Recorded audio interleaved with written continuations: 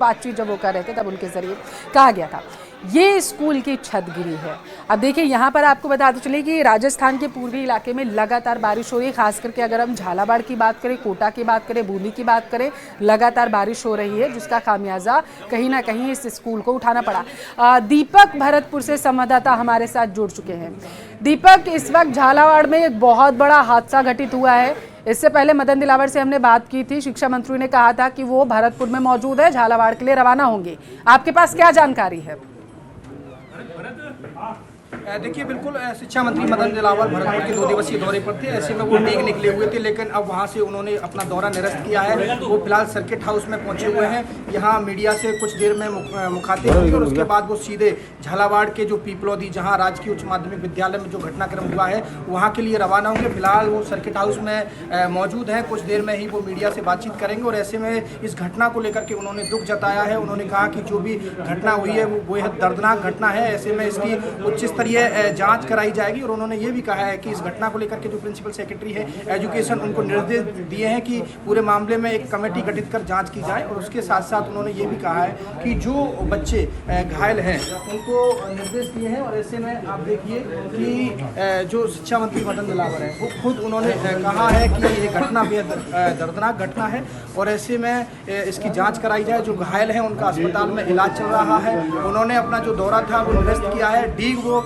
पहुंचे थे और डीग से रास्ते में से वापस लौटे। आप तस्वीरें देखिए, किस तरह की जो तस्वीरें हैं वो आप देखिए, आप लाइव आप सुनिए किस तरह से वो बातचीत करते हैं, मीडिया को लेकर के मुखातिब हो रहे हैं। झालावाड़ जिले के मनोर थाना पंचायत समिति क्षेत्र में एक पीपलौदी गाँव है, वहाँ अकस्मात दुर्घटना हो गई, यानी मिठाई की छत गिर गई। उसमें 5 बच्चों की डेथ होने की सूचना मेरे पास है। अभी लगभग 20 के आसपास बच्चे घायल हैं। नज़दीकी अस्पताल में उनका इलाज चला गया। सभी अधिकारी हमारे यहाँ पहुँच गए हैं, जिला कलेक्टर भी पहुँच गए हैं और प्रिंसिपल सेक्रेटरी जो हमारे शिक्षा विभाग के हैं वो जयपुर से रवाना हुए लगभग 1 घंटा हो गया उनको। और मैं भी उधेर के दौरे पर था, वहाँ से जो ही सूचना मिली मैं रवाना हो गया हूँ। अभी यहाँ सर्किट हाउस में सामान था वो लेकर के मैं निकल रहा हूँ। मतलब बिल्डिंग, सरकारी स्कूल में बिल्डिंग बेहद खराब है काफ़ी समय से। क्या आइडेंटिटी हो पाई है कितनी बिल्डिंग खराब है? हमारा सबसे बड़ा काम ये है बच्चों को राहत पहुँचाना, बच्चों का इलाज कराना और हम सारा ध्यान हमारा उस पर केंद्रित किया है। क्या सरकार क्या कदम उठा रही बिल्डिंग निर्माण के लिए? सरकार जाँच करवाएगी क्या घटना क्यों हुई, कैसे हुई। बारिश के दौरान मानसून के दौरान ऐसी बिल्डिंगों की जांच नहीं की गई थी क्या? मानसून के दौरान ऐसी बिल्डिंगों की जांच नहीं की गई थी कि ऐसी बिल्डिंग खराब है, कई जगह पे ऐसे हालात और भी बने हुए हैं? हम सूचना प्राप्त करते रहते हैं, लेकिन सबकी मरम्मत कराना तुरंत जरूरी नहीं होता। लेकिन हमने निर्देश दिए हुए कि जहाँ ऐसी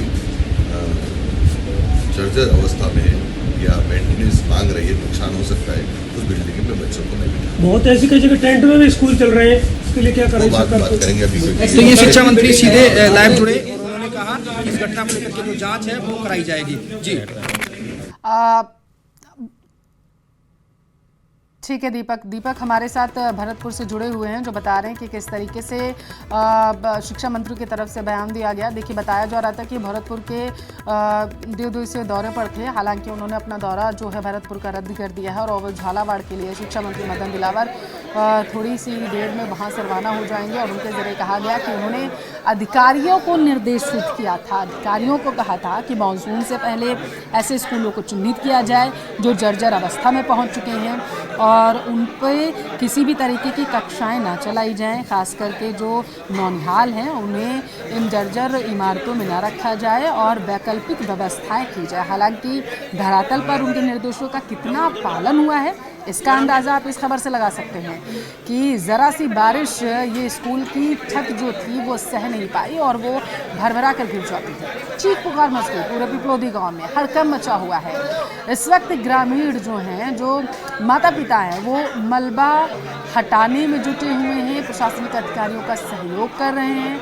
मलबा हटाने के साथ ही वो मलबे के नीचे दबे अपने मासूमों को ढूंढ रहे हैं और ये उम्मीद लगा के ढूंढ रहे हैं कि कहीं उनका बच्चा भी इस मलबे के नीचे दबा तो नहीं है। देखिए 2 तस्वीरें आपको दिखा रहे हैं। पहली तस्वीर अस्पताल से, जिला अस्पताल की, जहां पर इस वक्त जो है बताया जा रहा है 4 से 5 बच्चे पहुंचे हुए हैं जिनका इलाज किया जा रहा है। हालांकि गंभीर स्थिति है, डॉक्टर्स पूरी तरीके से नज़र बच्चों पर बनाए हुए, नौनिहालों पर पूरी तरीके से उनकी नज़र बनी हुई है। उनको हर तरीके से हर संभव मदद मिल सके, इलाज मिल सके, इसके तमाम इंतजाम वहाँ पर किए जा रहे हैं। और तमाम नेताओं का पहुंचना भी वहां पर शुरू हो चुका है, कांग्रेस और बीजेपी के नेताओं का। दूसरी तस्वीर आप देख पा रहे हैं कि किस तरीके से हादसा घटित हुआ था, वो भी आपको दिखाएंगे वहां पर कि जब हादसा